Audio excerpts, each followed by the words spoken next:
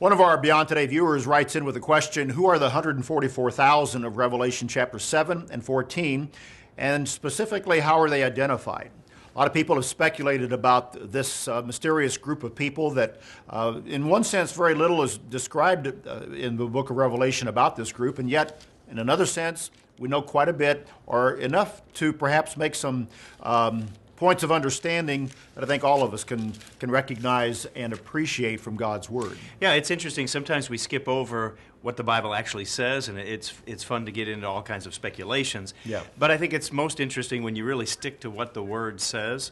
So when you begin to look at what the 144,000, who they are, how they're described, we notice in chapter 7 it talks about those that are sealed. It says the number was sealed, this is in verse 4, 144,000 of all the tribes of the children of Israel.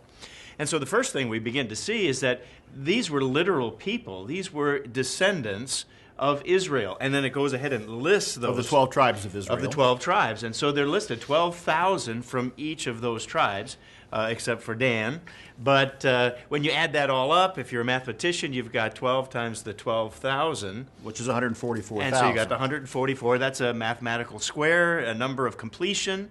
And so we begin to see that it's indicating something. Well, I think also one point to make about the 12 tribes of Israel is that, at least at this point in time, toward the end of the age, God knows who the tribes are, where they are, and He has that in His knowledge, and they're not lost. They're not lost. It does speak physically about them.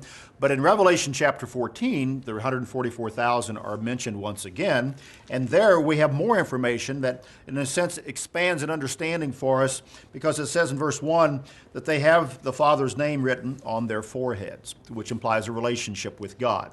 Also, in verse 4, it says that these are virgins. They are ones who follow the Lamb wherever He goes. These were redeemed from among men, being first fruits to God and to the Lamb.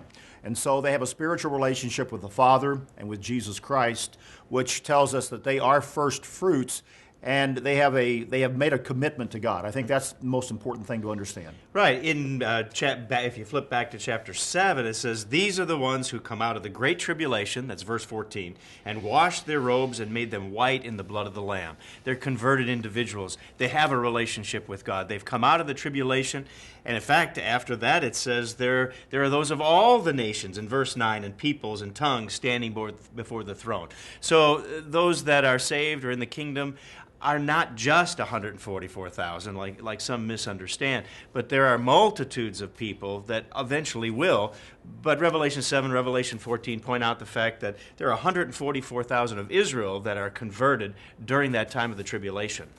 Look to the Scriptures, look and learn and draw from what it says as your basis before you make a lot of other assumptions regarding this or any other point of prophecy, especially from the book of Revelation. That's PT Daily.